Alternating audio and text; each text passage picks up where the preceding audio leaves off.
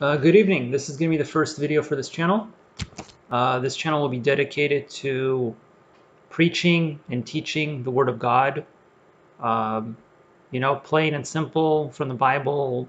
No lies, no deception, no trying to appeal to the masses. No, just the Bible, right? Yeah. So let's get started. I should have done this a long time ago. God told me to do this a long time ago, but I just recently decided to do this. So better late than never. Yeah. So anyway, this is my sermon notebook. I'm going to pretty much start a series where I'm going to go through every sermon Bible study I've ever done, and yeah, so that's where I'm going to start. And maybe I'll get better ideas down the road, but this is where I'm going to start. So I'm starting from the very beginning. And this first sermon that I made for Bible school was 8 years ago. It's really hard to believe that it's been 8 years since I wrote my first sermon. So this is my very first one. Yeah, let's get started. So I'm going to be in Matthew chapter 11, verse 28 to verse 30. So Matthew 11:28 right now. So let's see. Come unto me, all ye that labor and are heavy laden, and I will give you rest. Take my yoke upon you, and learn of me, for I am meek and lowly in heart, and ye shall find rest unto your souls. For my yoke is easy, and my burden is light. The title of my sermon is, can't decide, it's either The Rest That Lasts or The Peace That Lasts. So that's the title of my sermon. And it sounds like a positive sermon, and it is. It's a positive sermon. It's about how, if you trust Jesus, then, he will take all of your labors upon himself. And the yoke is easy if you trust Jesus. If you don't, if you try to do things your own way, then it's going to be hard. It's going to be hard to be a Christian. But it shouldn't be. But if you do follow the Lord, then yes, it is easy. The yoke is easy and the burden is light. But there is a lot of negative. There's actually a lot of negative in this sermon, and the Bible is actually very negative. So what is often not really portrayed a lot in modern churches, modern sermons, a lot of times is that every day isn't a Friday. That's a lie. If you believe every day is a Friday, then you've been deceived. You've been lied to, because that's not the case. That's not true. You can't name it and claim it. That doesn't work. That's not real life. You can't just name it and claim it. The reality is that the Bible is actually about 2/3 negative. Most verses in the Bible are actually negative. There's actually a lot more negative than positive. Then that's kind of how God works, how he operates. He starts off with the negative. He gives you the bad news, like, you have cancer, you're going to die. He starts off with the bad news. But then he tells you how to fix it. The Bible always shows you how to fix it. It starts off with the evil, the bad, but it gives you the positive later, and it shows you how to fix the problem. So God never leaves you hanging like, oh, okay, this is it, it's over. No, he gives you the good news. He gives you the negative, and then he gives you the good news. Anyway, that's basically what I was getting at. So we're going to read some other verses, and we're going to have a few subpoints here. Okay, see, I'm back. So one of the main points for the sermon that I wanted to get at is that at some point in your life, you're going to get tired. Everybody gets tired in their lives, and you don't want to. You're just tired. You don't want to keep going. Mental exhaustion, physical exhaustion, and you want to quit, and that's normal. But when you should look for comfort in the right things. For a Christian, you should be looking in comfort in the Lord, in Jesus, in God, to help you get through those tough times. As a non-Christian, you're going to want to, you'll try to look for something else. You'll try to look for something to make you happy, maybe material goods, and this is all temporary. And unfortunately, same thing for Christians. Christians can also fall into those same traps. They'll look for comfort in material things rather than a joy that lasts, forever. And regardless of the situation, because God can give a peace that passes all understanding, and that's only God can give that. And instead of looking for comfort in material possessions, which is a trap, like I said, everybody can fall into that. And these sermons, that for this channel that I'm planning on, I'm sure, first of all, like I'm sure it'll be more interesting for Christians. Christians will, probably be interested in sermons. But the end goal is that non-Christians also listen to this, listen to the gospel, to the Bible, to the truth. That's the end goal, because I think non-Christians need this even more than Christians. That's really what I'm trying to get at the end. So, and that's where I'll start. I'm just going to keep preaching, and eventually, God will make it work. But the end goal is to attract non-Christians to this channel. So for you want peace, you want rest, and that's what we want. We should be finding comfort in Christ, in eternal things, because everything on earth is just going to pass away. It's going to rot. You're not going to take it with you to heaven. It's just going to pass away. And it's good, living a good life, a fulfilling life. That's great. You can pass stuff on to your, on to the next generation. That's great, but what about you? What about your soul? Like, what about heaven? What about eternity? And that's really what you want to start thinking about, regardless of how old you are. It doesn't matter. The earlier you start thinking about this stuff, the better.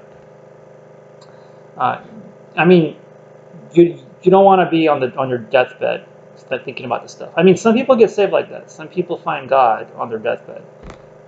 It works. That's great, but if you find out sooner, that's better. So that's really what we're looking at. We're looking for that peace and joy that passes all understanding. That's eternal. So another verse I wanted to read. And this is really the main verse for the sermon, actually. It's Deuteronomy chapter 28, verse 65. So let me go there right now. So Deuteronomy 28:65. So Deuteronomy chapter 28 is a very important chapter. It's a very long chapter. There are 68 verses, and most of them are very negative. Like, he starts off by listing all these blessings in chapter 28. There's all these blessings at first, and then after a while, he's like, well, if you don't do right, you're going to get cursed. And then he just lists all these curses. And the curses far exceed the blessings. I forget the exact number, but there's probably at least double the curses that there are blessings. So just like I said, the Bible is mostly negative. And this chapter, Deuteronomy 28, really, really shows that. So yeah, I'm surprised. Like, this is really the first sermon I made for Bible school. I was just surprised when I looked over at just how negative it was. Like, I was just amazed. But that's what it is. So I'm just going to start here, from the very beginning, with my first sermon that's rather negative, actually. So let's see. That's Deuteronomy chapter 28, verse 65. And among these nations shalt thou find no ease, neither shall the sole of thy foot have rest. But the Lord shall give thee there a trembling heart, and failing of eyes, and sorrow of mind. So very, very important verse. There's actually 4 main points here. I'm going to get four main points from this. The first one is let's see, neither shall the sole of thy foot have rest, so your feet are going to hurt. Then you're going to have a trembling heart. You're going to have failing of eyes, and then you're going to have sorrow of mind. So that's four main points, 4 negative things. And they're all concerning the body, like 4 different ailments of the body that you will see here.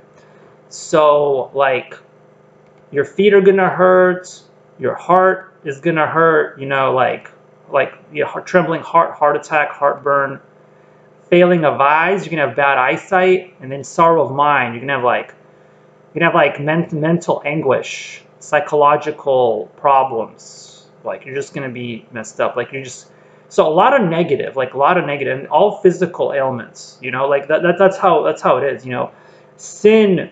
You know, it's not just it affects you. You know, psychologically. Like if you have like mental problems, psychological problems, depression, that's going to affect you physically. It's going to have a physical effect. You know, it's not completely separate. You know, like mental issues do start affecting the physical. Yeah, spiritual problems will affect your body. Like it won't just be like it's not separate. You're one body. It's all going to affect each other. So the sole of thy foot won't have rest. Neither shall the sole of thy foot have rest. So that's my first point, is that your feet are going to hurt. If you're like, if you're not going to have rest. Among these nations shalt thou find no ease. So it doesn't matter where you are, where you go, what country you move to, you're not going to have ease. You're going to have problems. If you're running from the Lord, like, you know, like Noah ran from the Lord, you try to go in the other direction, it doesn't matter. Like God's going to find you. You're not going to be at peace ever. You run from the Lord, you will not be at peace. It doesn't matter. You can try to run away as far as you want. It doesn't matter. God sees God's everywhere. So you can't run from God. That's just dumb. Like you can't run from God. He's gonna get you. You're gonna be in trouble. You're gonna have to face the Lord eventually. You can run from him for years, but it's gonna bother you. It's gonna bother you. If you know you should be serving the Lord and you're not, it's gonna bother you. Even if you deny it, you pretend like you don't care. You really do. You really do. Neither shall the sole of thy foot have rest. So that's the first problem, is your feet are going to hurt. You're not going to want to get up and do things. Like you're just going to be tired. Like, yeah, it's like the sole of thy feet, you know, are going to hurt. So either from physical labor, like, you know, working too hard, and you're just going to be tired. You don't feel like getting up. You don't feel like going anywhere.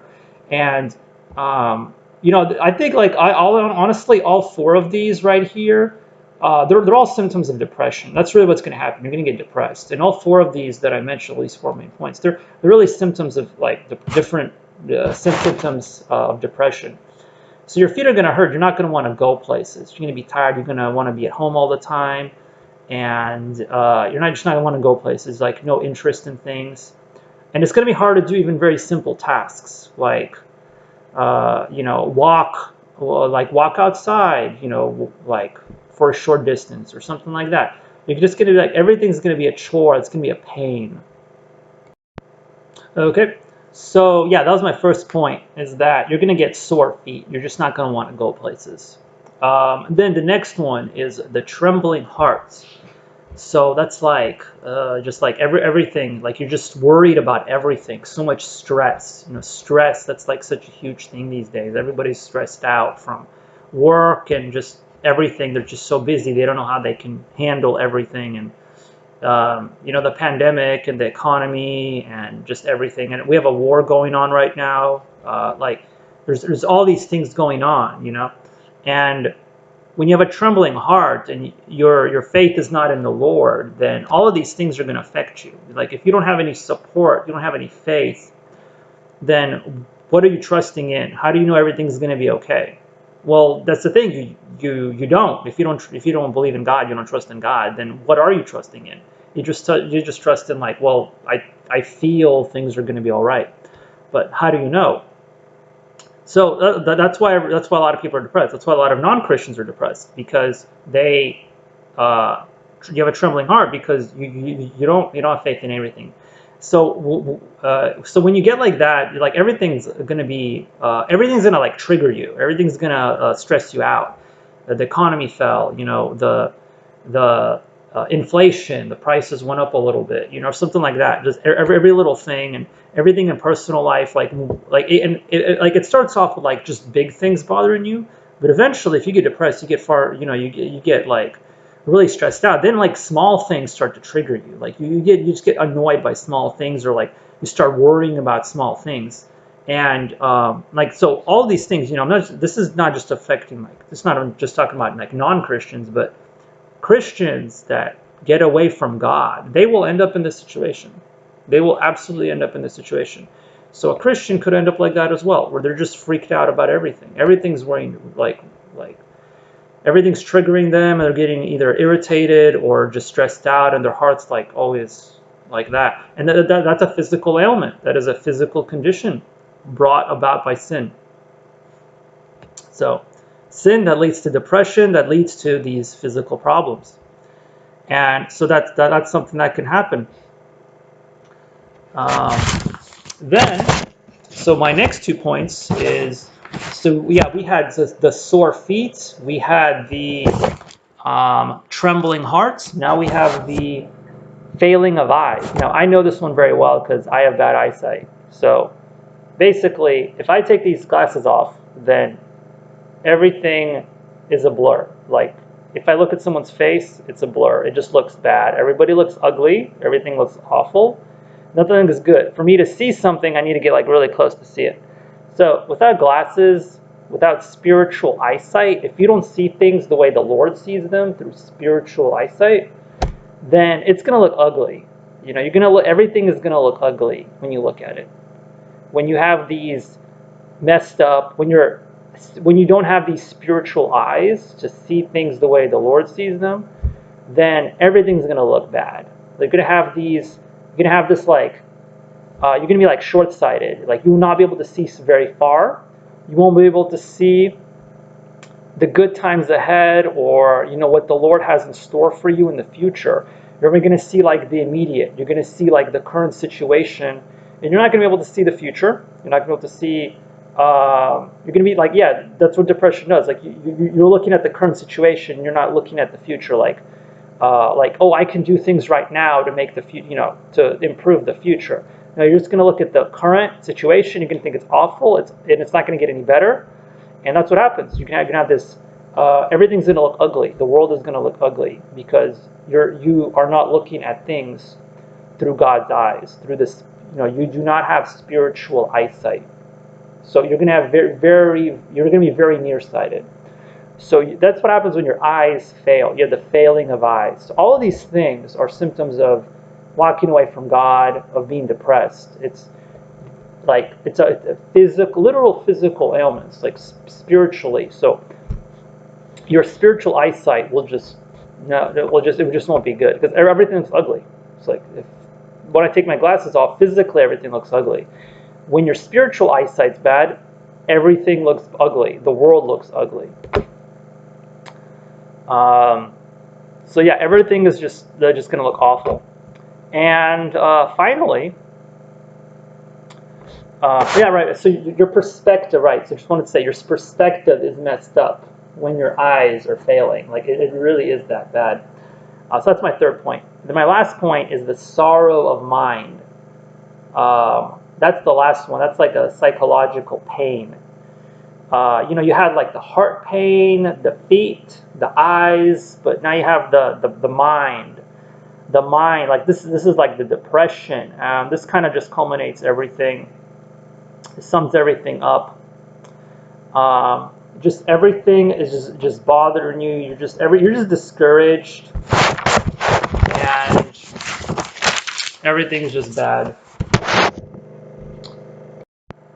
Yeah, so I'm back again. So that last point I wanted to bring up, the sorrow of mind. That's pretty much everything put together. That's just depression. You're just sorrowful about everything, and every little thing bothers you and depresses you, and you're just sad and mad, and you don't even know why. Like, I used to have energy, I used to want to do things, and now I don't want to do things anymore. And that's depression brought on by sin. And when you are close to the Lord, and you do start the day by praying, that's very important to start the day by praying, then you are close to the Lord, and then things that used to seem big don't seem that big anymore. They become minuscule.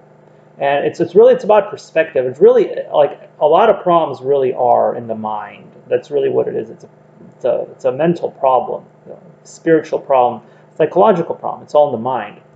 And if you start the day by praying to God, then you avoid that. You can completely change and alter the course of your day by reading the Bible and praying. Start the day with that. It sounds simple, but it's stuff that it's easily missed, and it's a discipline that a lot of Christians don't follow, and I don't always follow it, and it's really hard. Some people it's very important. It's very important, but it's something a lot of people don't do, and those things are very life changing because that gets you on the right track with God. It's that discipline, that faithfulness to reading the Bible, to praying, and that gets you on the right track and avoids these problems.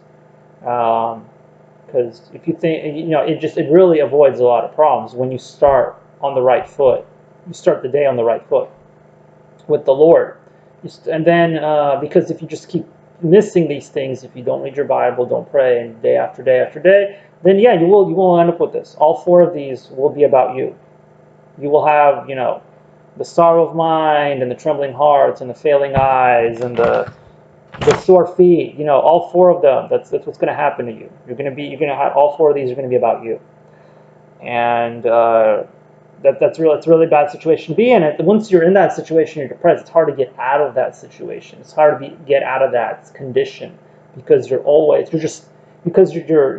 first of all, your eyesight is messed up. Your spiritual eyes are wrong, and everything's wrong, and everything's bad, and then you can't think clearly. If you can't think clearly, if you can't think about the future, then it's going to be hard to get out of that situation unless someone helps you, or you pray to God to help yourself. But it's really hard. Sometimes people get stuck in that condition, and they just stay in that condition for years, and they never get out.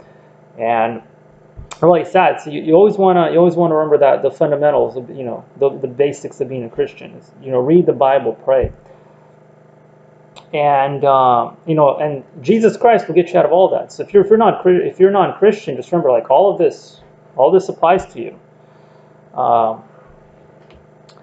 So finally, how do you get out of this? Let's go back to Matthew chapter 11, verse 28.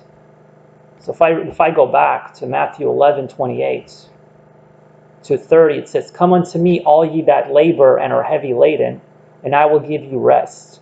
Take my yoke upon you, and learn of me, for I am meek and lowly in heart, and ye shall find rest unto your souls. For my yoke is easy, and my burden is light." So yeah, that's how you get out of it. Like, that's how you get out of that condition. You come unto Jesus Christ. All that labor and are heavy laden, I will give you rest. So this is how you get the rest that lasts. Because on your own, you're never going to get that rest. You're never going to have peace on your own, because something's always going to get you down. If you find peace, if you find joy, what you think is joy, what makes you happy, it's just going to be temporary. It's just going to go away eventually anyway. It's just going to be. This is just for a short amount of time. Eventually, reality will hit you, and without that support, you're just going to be lost. So, you're at the end of the day, you do need to get saved. You do need Jesus Christ. For I am meek and lowly in heart, and you shall find rest unto your soul. So this is how you get true rest, eternal rest for your soul, not just temporary. So ultimately, you're going to have one of two yokes. You can either take your yoke or Jesus's yoke. So his yoke is light, very easy, not heavy. So not a very heavy burden. Or you can take your yoke, just you, and that's a very heavy yoke. Just trying to just do everything by yourself without any help at all, without God, without Jesus. That's a heavy yoke. And trying to live your life like that, it's not very easy, and does not end up with a good result. So it's your choice. You're going to have to carry one of them.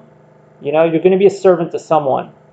You can be that's a different verse. That's probably for another day. But there's another verse. You can't in the Bible. It talks about being a servant. And you can be a servant to the Lord, or you can be a servant to sin, and it's your choice. It's just two options. You're going to be a servant regardless, but so you can either be a servant of God or to yourself. Well, it's not really yourself. You're just serving sin, which would be Satan basically. It's up to you. You can serve your flesh, and it's just going to be difficult. You're just going to have a hard life. Any happiness you have, it won't last very long. So, yeah. So anyway, in conclusion, very, very simple sermon. Trust the Lord Jesus Christ to give you eternal rest onto your, for your soul. And then if you don't, then you're gonna have problems. You're gonna have sore feet, failing of eyes, trembling hearts, sorrow of mind. Not just one verse in Deuteronomy, 28:65. There's so many other curses and that are way more specific. That's just one verse I picked, and you already got like 4 really, big things going on in just that one verse. And so this was my first sermon from 8 years ago, and that's pretty much it. So I'm gonna, hopefully I'll be making more of these. I don't know, I'm gonna keep making more of these, and we'll see where things go. We'll see where the Lord takes this. Hopefully, attract a larger audience. I don't know. I don't know what the Lord has in store. So I'm just going to record these, and we'll just see where it goes. And so yeah, probably daily. I think I'll upload some of these daily. We'll see how it works out. This is a good length, 25, 26 minutes. I think I don't want to make them too long. If they're super long, I'll just split them up so they're not like hour-long things.